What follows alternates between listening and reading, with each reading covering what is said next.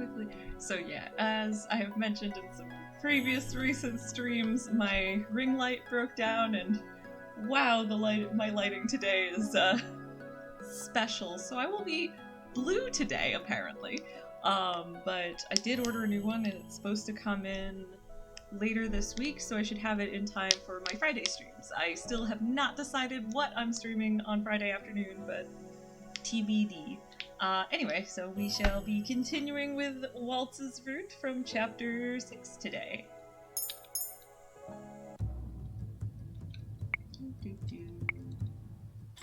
Chapter 6, Betrayals. Lucette. Varg! Varg. I told you I'd come back for you, didn't I? Varg taps his cane on the floor, creating a shockwave of powerful energy that blasts us all across the room. Maybe blasts us all across the room, probably. The impact of the magic forces me against the wall. I collapse to my knees, pain thrumming in my head. The king collapses somewhere nearby, and I hear the crack of the box as it lands on the ground a few feet away from us. Waltz holds out his hand. I take it, and he helps me back to my feet. Waltz. Lucette, are you alright? Lucette. Yes. King Gennaro. Lucette? The king looks at me quizzically, but his gaze does not linger. He looks towards Varg, his eyes narrowed. Lucette, thinking to herself. Did the king remember who I was? Waltz. Your Majesty, are you hurt? The king shakes his head at Waltz before turning his attention to Varg, his eyebrows furrowed. King Gennaro. Who is this man? Waltz. Your Majesty, this person is working for the wicked witches. King Gennaro. What? Lucette, thinking to herself.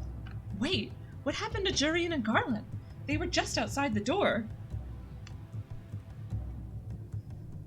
Out loud. Wait, no, that was thinking to herself. Yes, and now this one's out loud. What did you do to them? Varg cocks his head to the side. Varg. Who? Lucette. The guards just outside this door. Thinking to herself. I am sure that they must have hid themselves when they saw the king coming to this room, but they still should have been able to see Varg coming. Varg. Guards? I'm afraid I don't know what you're talking about, princess. Lucette, thinking to herself. Varg seems like he is telling the truth, but I cannot trust him. Please, let them be safe. I see Neverland a few feet away from us.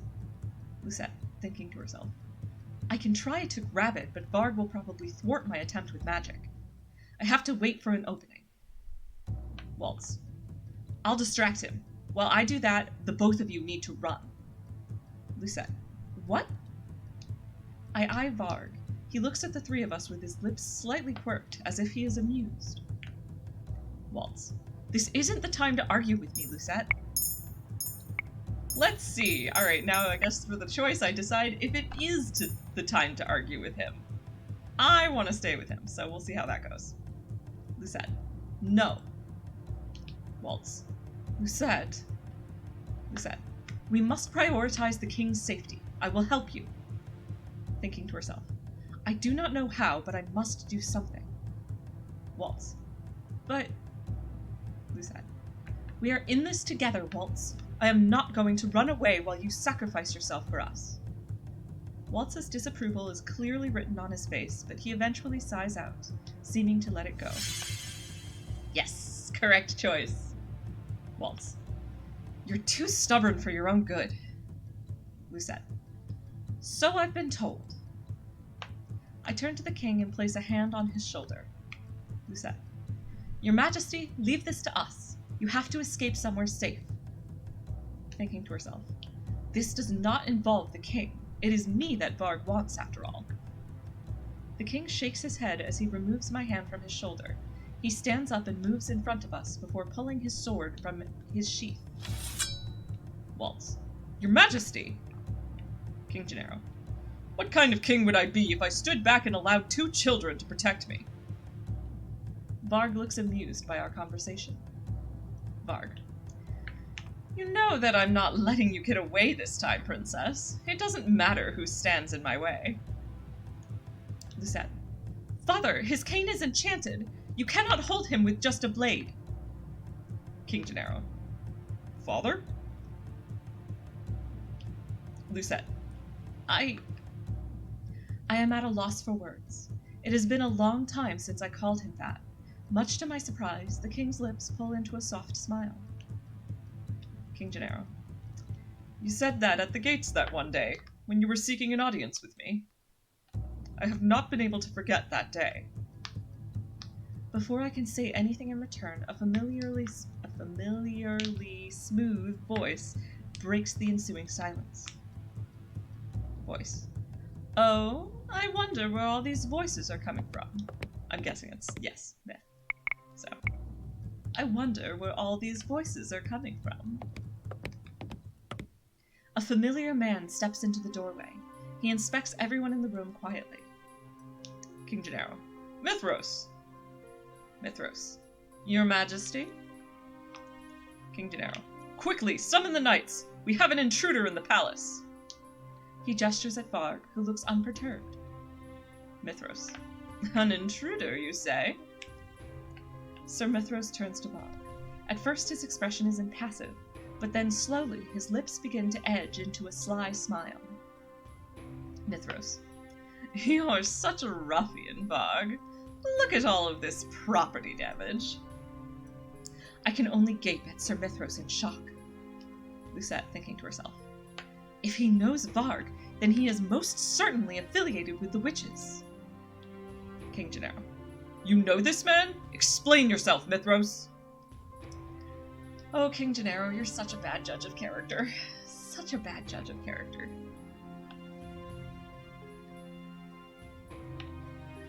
When both of your two most trusted advisors are traitorous assholes, you know you're a bad judge of character.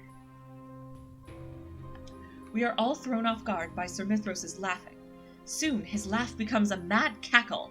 There is a strange brightness in his eyes that sends shivers down my spine. Mithros. My apologies, Your Majesty.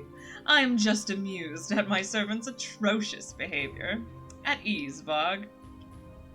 Sir Mithros gestures at Varg, a silent command to lower his cane.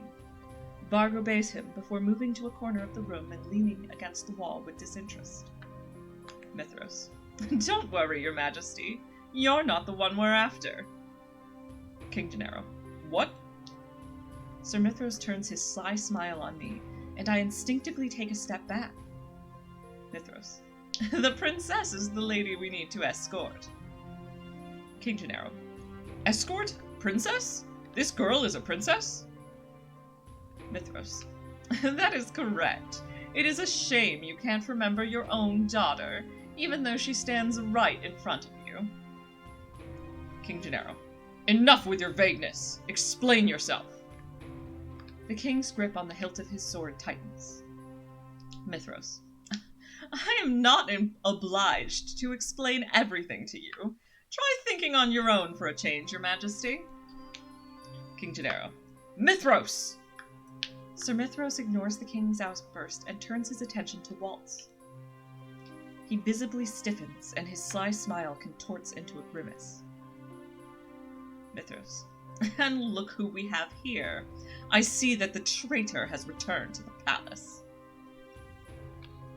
Waltz stares at him, looking puzzled. Sir Mithros tilts his head to the side and offers Waltz a lopsided smile. Mithros. You still look the same as you did back then. I did not think it was possible for you to grow any weaker, Waltz Cresswell. Waltz, shocked. Waltz. Mithros. I see. Waltz suddenly looks melancholy as he stares at Sir Mithros. Lucette. Waltz? What's going on? Waltz. This man's real name is Myth, and he is a witch, same as me. It appears that he has been using a powerful glamour to conceal his real identity. If I hadn't been cursed, I would have been able to tell right away. Mithros. I would not give yourself so much credit, Cresswell. Waltz narrows his eyes but says nothing. I glance between the two of them, confused. Lucette. But how do you know him? Waltz. He secretly worked for your mother. Practically worshipped her. I was the only other person who knew of his existence as a witch outside the Tenebrarum bearer. Oh, who knew of his existence as a witch outside of the Tenebrarum bearer. King Gennaro. A witch? I trusted you, Mithros! The king says the words through gritted teeth, his face contorted in anger. Sir Mithros flicks a wrist. It is a dismissive gesture, and he still looks amused. Mithros. What a hypocrite you are, your majesty. He eyes Waltz. You're willing to play nice with some witches, but not others. This bias is what drove us witches to madness in the first place. Sir Mithros faces the king with a grin. Mithros. You human hypocrites are so easy to manipulate.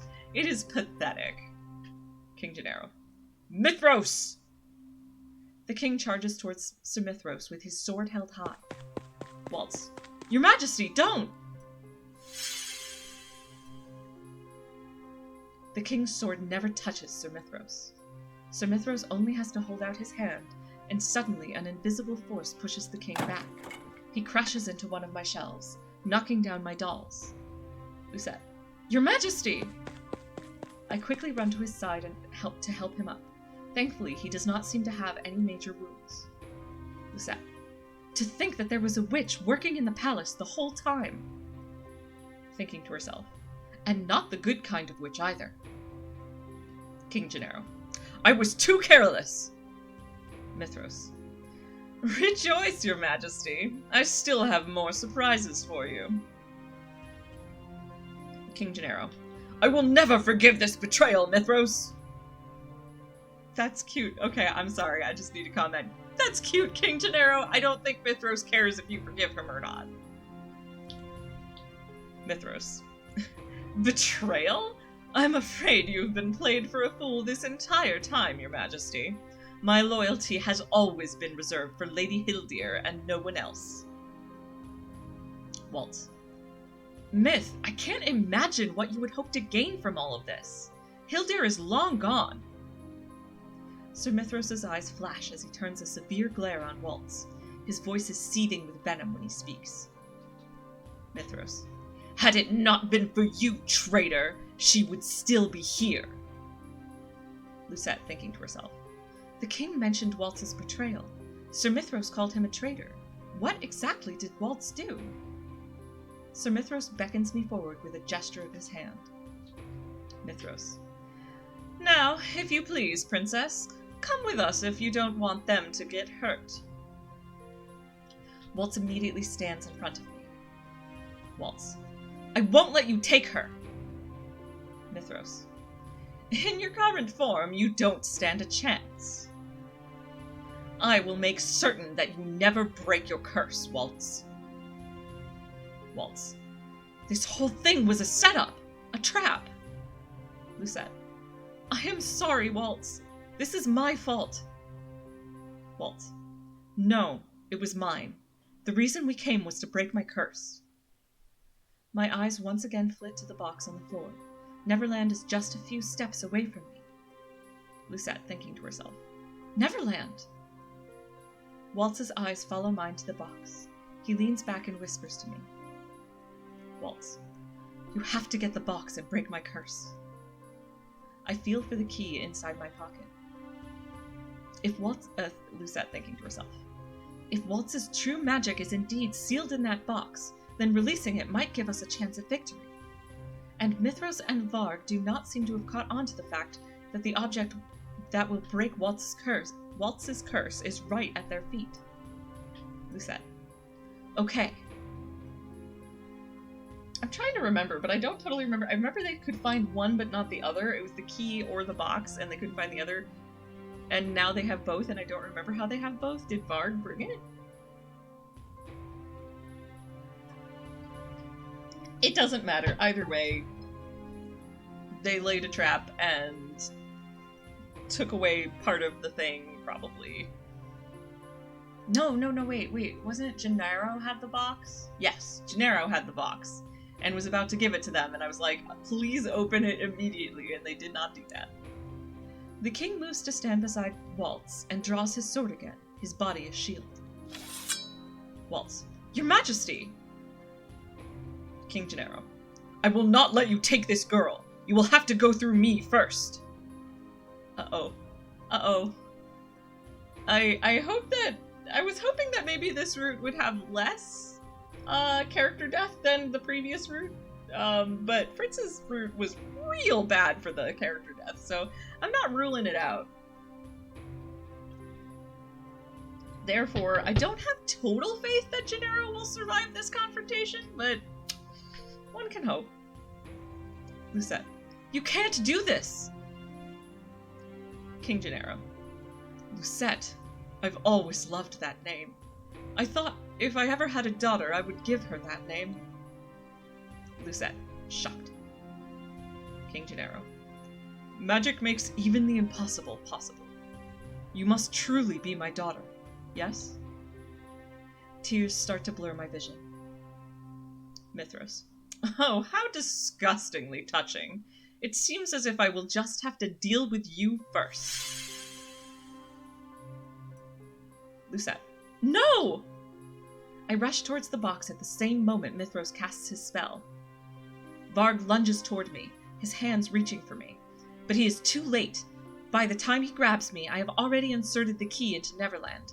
I give it one definite twist, and I hear the click of the box as it pops open. Yes!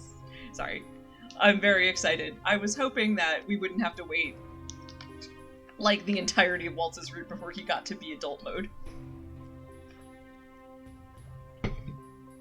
And here it is! White flashes through the room, blinding me. Suddenly, I feel a strong arm around me, holding me tightly, protectively. When I open my eyes, it is Waltz I see. Even several years older, I still recognize him. Yes! Yes! Lucette. Waltz? Waltz. Hey there, little star. Seems like the tide has turned, Myth. Waltz grins, and I see confidence in his expression that I have never seen before. Sir Mithras' frown has only become more severe. Sorry, I'm just really enjoying this visual. I don't want to click because it might go away. I am just loving, like, Waltz with the hand around her, and yes, I'm having feelings. I am so excited that he is adult mode, finally. Mithras. Fool! I will show you that I was the favored apprentice! Varg. Be careful not to hurt the princess, Mithras. Varg's voice is almost teasing, but Sir Mithras does not seem to care. I mean, yes, Varg's voice I'm sure sounded teasing, but I'm sure he's also actually genuinely quite concerned about that. Mithras. I didn't plan on it. Sir Mithras gestures his hand in a sweeping gesture. The beginnings of a spell gather at his fingertips. Waltz looks at me and smiles reassuringly. Waltz. Now when I say that I can protect you, Lucette, I definitely can. Waltz holds out his hand. Ooh, so shy. Waltz holds out his hand just before Sir Mithras' magic reaches us. An invisible barrier suddenly appears in front of us, thwarting Sir Mithras' magic. Mithras, shocked. Waltz. Seems like I'm not as rusty as I thought I would be. Waltz snaps his fingers and effortlessly creates a dark wave that pushes both Sir Mithras and Varg to the wall. Mithras. Ugh! Waltz. Let's go! Ugh, the deep voice thing is like, I feel like I shouted that too much, but... Lucette. What do we do now? King Gennaro. The Order of Caldera. They are sworn to an oath of protection. We can rely on them. Oh, buddy. Oh, buddy. King Gennaro. Waltz glances down the hallway, his mouth drawn in a tight line. I see clear suspicion in his eyes. I look back at the king. Lucette, thinking to herself. The knights should have been here by now. Surely such a commotion should have brought them running. Now I know why Waltz is staring down the hallway. He is searching for the knights that are meant to pass through here. There is no possible way they did not hear the skirmish in my bedroom. Waltz. Silence. It's so weird to... I'm very happy he's adult mode now, but it is hard to get used to. It's quite a visual shift. The three of us push onward. I stand between the king and Waltz, waiting. I am not entirely sure what I am waiting for, but I can feel the tension in the air. We only stop moving when a voice cuts through the silence. Voice. Your Majesty! Oh, no. Alright, let me change how I'm gonna do that, because if it's Alcaster, I do a deep. Your Majesty! Sir Alcaster stops before us with a group of knights. His face is impassive at best. Waltz takes a step back as Sir Alcaster looks to the king. The king is quiet for a few moments, his eyebrows drawn together in a terse expression. He finally speaks. King Gennaro. I am about to declare a state of emergency. Where have you been? Alcaster. Silence. Seize them! King Gennaro. Shocked. My eyes are still on the knights in front of us when I hear footsteps from behind us. I am nonplussed when a dozen knights appear from the shadows and surround us. I look for Fritz in the cluster of knights, but he is not here. The king stares around him, baffled. King Gennaro. What is the meaning of this? Lucette, thinking to herself. Could this be the reason why? Voice. What is happening? Lucette. That voice. Oh, okay. Ophelia. Voice. What is happening? Lucette. That voice. We all turn to watch the dining room doors open. Ophelia enters with Emmeline and Rod. Several knights trail behind and flank them on either side, giving them no room for escape. Rod notices me and stares in shock, but says nothing. Ophelia. Gennaro!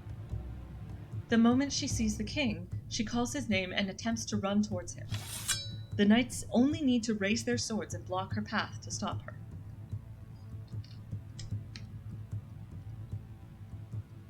Alcaster. I think that takes care of all the intruders. Although I am not happy that two managed to escape. Lucette, thinking to herself. Two? Jurian and Garland? If they managed to escape, they might be able to get reinforcements. I hope that's why they left. It's a good idea. If they're like, oh shit, there's like danger on all sides, let's go get backup. I mean, at least they do have quite a powerful witch on their side now. Alcaster. The king will be judged and convicted. His crown will be given to one more worthy. King Gennaro. I see. It was you who sent that letter up, Alcaster. Alcaster. That is correct. Now if you want to protect your family, you will hand over your crown. The king shakes with rage. King Gennaro. Was this yours and Mithros' plan all along? To take down this kingdom at its heart? Sir Alcaster snorts and crosses his arms. Alcaster. Do not clump me together with that snake. Both of us have different goals. It just so happens that we both needed to be rid of you. King Gennaro. What? Alcaster. You are a weak king, Gennaro. The kingdom of Angiel needs someone who will rule with an iron fist. You are too soft, and so your subjects have become too dependent on the kingdom. King Gennaro.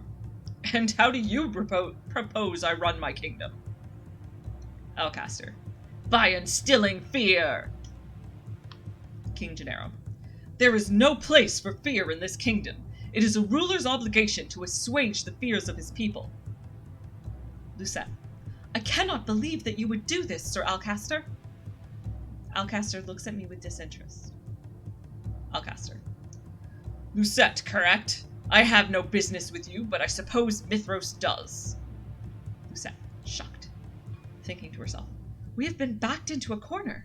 What do we do?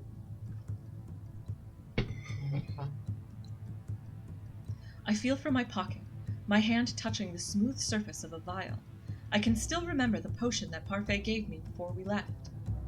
Lucette, thinking to herself. I had forgotten I had this with me. I mean, that makes two of us, Lucette. I had also forgotten about it. Parfait told me to use the potion if we found ourselves in a difficult situation. She said it would give us time to escape.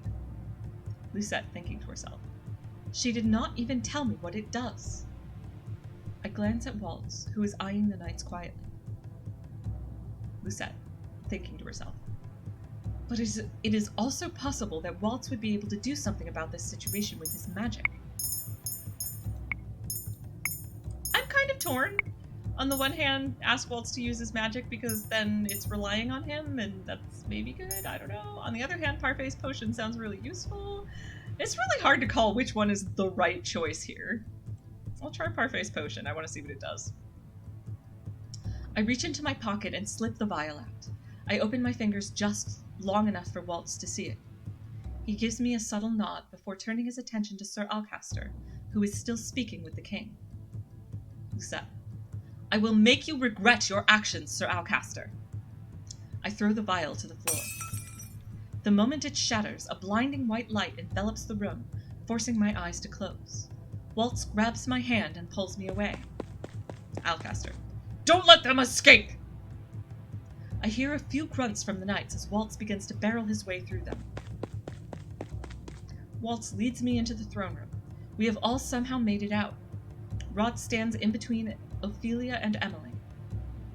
Lucette, thinking to herself. Rod must have pretty good eyes to be able to lead them both out of there. Rod must have pretty good eyes to be able to lead them both out of there in all that chaos. Waltz. Good job back there, Lucette. I never realized you had a potion. Lucette. Parfait gave it to me before she left on her urgent meeting. Yes! Yay! Taking the initiative was the correct way to go. Yay! Waltz. It's a good thing, then. You saved me by using it, you know? Using a more complicated spell would have drained my energy. Emmeline. Why is this happening? Emmeline's eyes are filled with tears. Ophelia takes her into her arms and rubs her back in an effort to calm her. King Gennaro. This is my fault. How could I have not foreseen this? Jurian was right about him. I should have listened to her. Yes, you should have. Also, Lucette. Lucette. This is not your fault, Your Majesty. Lucette, I respectfully disagree. It is a little bit his fault for having both of his two most trusted advisors being like total snakes in the grass and not listening to anybody who told him otherwise. Like, dude's a bad judge of character. That definitely exacerbated the situation. Rod. We don't have much time. We need to escape and tell Lady Parfait about this. Lucette. It sounds like Jurian and Garland were able to escape. It is possible they will soon bring reinforcements. Ophelia. Rod, you know these people? Rod is silent for a few moments before nodding at her. Rod. Yes, they're my friends. Lucette, thinking to herself. Friends? Rod just shrugs at me. More than likely, he just wants us to play along. Waltz paces the room, his arms crossed as he tries to think of something. Lucette. Waltz? Waltz. I haven't done this in a long time, but I can try to open a portal that leads back to the Marchen. Lucette. Witches can do that? Waltz. Only the most practiced witches. It only works if they have a clear image of where they want to go. Lucette. So, you can do it? Waltz. I can. I was taught by your mother, after all. I believe in you, Waltz. Waltz starts waving his hands and this is why the potion was the correct chance, so he'd have the energy to do this, which makes me wonder, though, if this succeeds, would it have not succeeded the other way around? Because that would be really interesting, because that would be a major departure. Waltz starts waving his hands in front of him as he conjures a spell to open the portal. Oh, maybe not. But the portal disappears as soon as it appears, and fades again. Waltz. Damn it! Lucette. They're coming, Waltz! Waltz. I'm doing my best, Princess. Waltz tries to cast the spell again. This time, the opening appears and stays. Waltz. I did it! But this won't be open for long. Your Majesty, you must go first. King Gennaro. No, let Ophelia and the children go first. Waltz nods as he ushers Ophelia and Emmeline into the portal. Though Rod is reluctant to step inside, I force him into the portal before me. Waltz. I can't keep the portal open much longer, Lucette. I can manage one more person before I need to recast it. Lucette. Your Majesty, you must go. King Gennaro. No. Lucette. What? King Gennaro. I do not have any intention of leaving. To leave this place is to abandon my kingdom. I will not flee like a coward. I will protect my throne until my last breath. Gennaro, that's really stupid. You would be much better off regrouping elsewhere so you can take back the castle and keep your kingdom. Oh well. Lucette. But that would be suicide. King Gennaro. He will not kill me. He may have managed to sway the order, but I have the people on my side. Killing me will cause an uprising, and that is the last thing he will want. Lucette thinking to herself. But if the king escaped, he would be able to fight from the outside. The castle and his crown are symbols, but he is in danger if he stays here alone. I glance at Waltz and notice him paling. I can tell the magic is sapping his strength, making him weaker. I ball my hands into fists. Lucette thinking to herself. I cannot leave the king here by himself. He is the king, and I am the crown princess. Lucette. Out loud. Waltz. You will come back for me, right? Waltz. What are you? Before he can react, I put my hands on his back and push with all the strength I can muster. Waltz. Shocked. Waltz stares at me in horror as he falls into his portal. Lucette. I am sorry. Waltz disappears and the portal collapses in on itself, leaving me with the king. Both my mind and heart are numb as the knights approach, ready to surround us. The king and I sit on the floor with our hands tied behind our backs. There are 2 knights standing by the door to watch over us. I look at the king, who remains as quiet and solemn as before. Lucette thinking to herself. He has been so calm. Does he have a plan? King Gennaro. Why is it that you chose to stay with me? I am surprised when he finally breaks the silence. Sorry. Don't mind me, I'm just... Okay, never mind. Lucette. Because there are questions I need answers to. Besides, I cannot just leave you here. I have many things I need to ask you. King Gennaro falls silent as he stares at me. The gold of his eyes clearly reflects my own. I had never realized how similar our eyes were. King Gennaro. Is it true? Are you really my daughter? Lucette. Yes. I was given the fairy tale curse and turned into a peasant. My title was stolen from me and from the minds of the people. No one remembers who I am anymore. King Gennaro. Cinderella? Lucette, shocked. How did you know? King Gennaro. I've noticed the glass slipper necklace on your neck, but the other slipper seems to be missing a piece. Lucette. A piece? I look down and stare at the second slipper. My eyes widen when I notice that the piece is bigger. I bet she got the second one for staying behind and, like, sending Waltz off and staying behind herself. Lucette thinking to herself. But when did this happen? I consider and recall the moment I broke Waltz's curse. Lucette thinking, oh, that's also possible, right. Might have been because she jumped in at risk to herself to break his curse, and that could have counted as a good deed. She's done a whole bunch of altruistic stuff in this chapter, so any number of things could have caused the... Lucette thinking to herself. Was it when I broke Waltz's curse? Out loud. This means I only have one more deed left to complete. But, thinking to herself, my birthday is tomorrow. King Gennaro. Are you alright? Lucette. Yes, I am just worried. King Gennaro. You have been through much today. Try and get some rest. You must reserve your energy. I am unsure what he means, but either way, there is no way I could possibly sleep now. At least, this is what I tell myself, but as minutes pass by, I feel my eyes getting heavier. Eventually, I drift into a dreamless sleep. You know, I do like Gennaro in this chapter. This may be the best Gennaro we've gotten, just like, because it's not just him stepping up, like there's been other chapters where he's stepped up, but he's also pieced together, okay, you really are my daughter, I'm gonna do right by you, and I appreciate that. King Gennaro. Lucette, you must wake up. I blink a few times, and when I come to, I find I am leaning on the king's shoulder. Lucette, thinking to herself, I fell asleep. The king glances back to the door, his eyes narrowed slightly as he takes a deep breath. King Gennaro. It is time to go. Lucette. What? I turn towards the front doors and realize that the knights guarding the room are missing.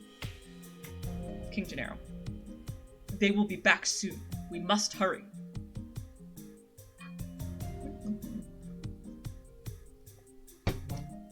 I am surprised when the king pulls out of the ropes that were binding him. He holds a small knife in his hands. Lucette, thinking to herself, how long has he been out of his bindings? Out loud, when did you free yourself? King Gennaro. I think I have been sorely underestimated. I have been trained just as well as the knights. It goes without saying I could get myself out of bindings. I am not so weak that I need to depend on others to protect me. Lucette, shocked. Silence. Thinking to herself, it sounds like something I would say. Out loud. But where did you get the knife? They made sure to take anything we had that could have been a weapon. King Gennaro. Would it suffice to say that I pulled it from a hidden spot? Not many people think to look in a person's boots. Really? Mithras and Alcaster and everyone? Really? I guess Mithras hasn't been really involved in this. This was more Alcaster, but it's like, Alcaster, not you nor even one of your guys or whoever you had searching them thought to check his stupid boot. Boot knives are actually pretty common. At least in stories, so I'm surprised. The king leans down to cut my bindings, then lowers himself to the ground. His fingers brush the floor. Lucette. What are you doing? King Gennaro. Finding the keyhole. Ah, here we are. He pulls a small key from his pocket and fits it into a crevice in the floor. The floor gives a gentle, audible rumble. The king pulls the tile from the floor, revealing a hidden staircase. Lucette, shocked. There was a hidden staircase here? In the floor? King Gennaro. An escape route, if one were ever needed. Only I know of its existence. Now, we must go before they return. I nod and follow after him. The king sets the panel in place as we descend down into the darkness. The floor rumbles once more as the hidden pathway closes behind us. Both of us walk in silence for some time. The only sound we hear are the echoes of our footsteps. I am behind the king, staring at his back. He seems to have already recovered from his earlier injury. Lucette, thinking to herself. Or he could just be pretending that he is all right. Out loud. How is your back? King Gennaro. It doesn't hurt as much now. Thank you for asking. Silence ensues once again. I like this. I like this, actually. This is, so, you know, every chapter has had a different character gets to have a little bit of extra focus than they did in any of the other chapters. And so it feels like this is finally the chapter where she actually gets to spend some quality time with her father, and I like that for her. Like, none of the other stories actually spend any amount of time on her spending time with her father. Anyway, I think she should say something. I cannot stand the silence any longer, and speak up before I lose my nerve. Lucette. I am sorry. King Gennaro. Why are you apologizing? Lucette. Because I have done nothing but cause you trouble. thinking to herself. Rod told me once that when I disappeared, the king was the happiest he'd ever been. Because I was not there. Out loud. I am sure if you had been given the chance to forget me or not, you would have chosen to forget me. Yes! That was the right choice. I thought it probably was, but I'm still glad to have the confirmation. King Gennaro. No, it feels like I have been the cause of your pain. It feels like I have been the cause of your pain, not the other way around. Lucette. Silence. King Gennaro. I feel as if I should be the one apologizing. I have been wondering for a while. If you are indeed my daughter, why do you address me by title? Do you not call me father? I stopped in my tracks and turned away. Lucette. It has been years since I called you that. You were never there for me, so I stopped considering you my father. A deafening silence falls upon us. King Gennaro. I am sorry. Lucette. Can you tell me why you distanced yourself from me? The king looks at me silently, with something like regret in his eyes. I want to slap myself for my foolish question. Lucette. My apologies. I forgot that you do not remember me. You know, I have learned many things since I have been cursed, but the things I have learned do not answer my questions. I had thought that by staying here I would finally chance upon some answers, some truth.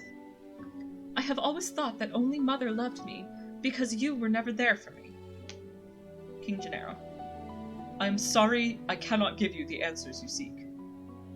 Lucette. Well, I can understand why you would hate me. I am a witch's daughter, after all. King Gennaro. Hildir. Do you know what transpired in the past? Lucette. You mean with Mother? King Gennaro. Hildir threatened to kill the person I loved if I did not marry her. She threatened to kill Ophelia. The king looks down, his face contorted with anger. Lucette, thinking to herself. Parfait said that Mother already broke their rules long before she took over the kingdom. Her hands were already stained with blood. King Gennaro. I won't let any more of my loved ones die in her hands.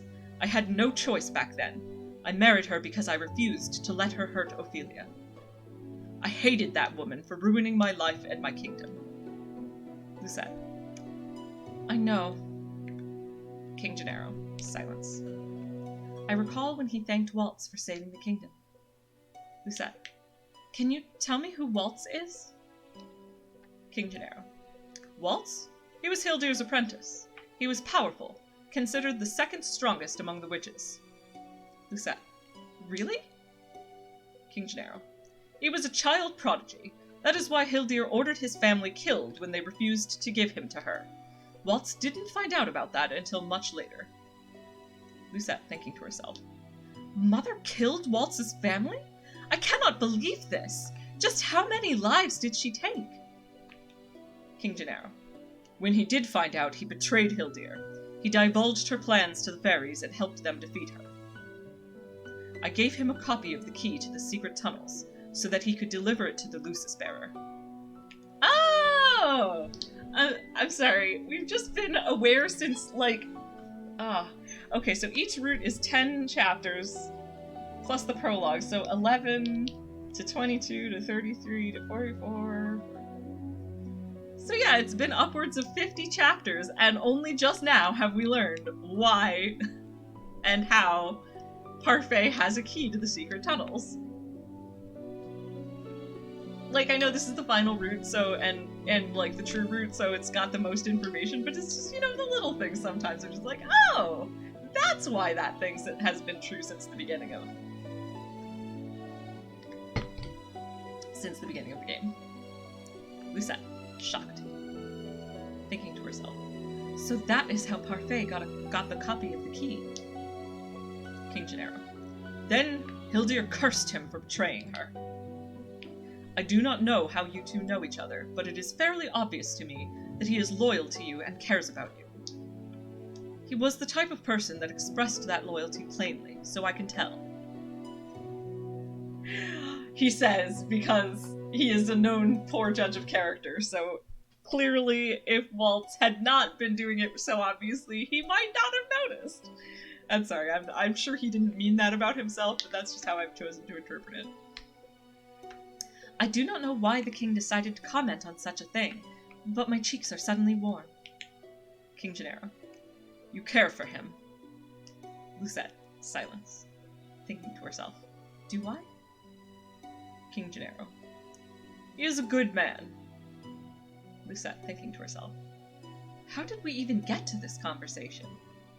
Yeah, I love that. He's a good man. That is very much King Gennaro being like, by the way, it's pretty obvious that you've got a thing with him starting that going. And I just want to say, as your father, I approve. He's a good one.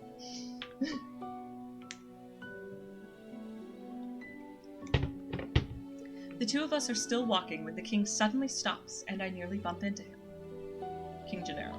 Ah, here we are. This should bring us into a passage that leads into the gardens. I follow his gaze to a rusty door. He slowly approaches the door. King Gennaro. Stay close to me. I nod at him. He turns the knob and pulls the door.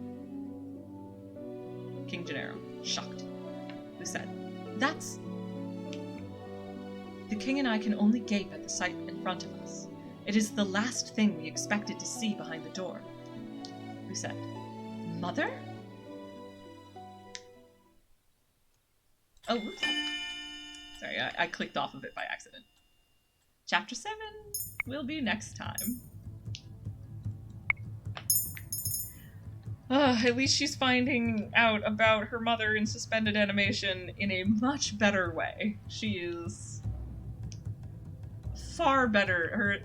She's in a way better position and far better established with good people than she was in Fritz's route. Like, poor Fritz. He's still my favorite love interest, but boy, his route was not my favorite route, especially in retrospect from this one, because I'm just like, oof, it was a rough time.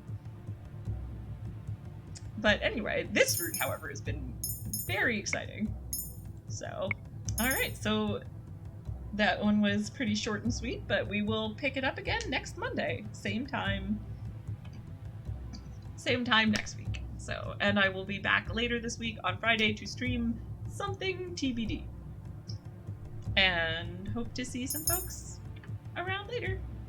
I appreciate anyone who was lurking today and anyone who's watching this later very much. And hope to see you around.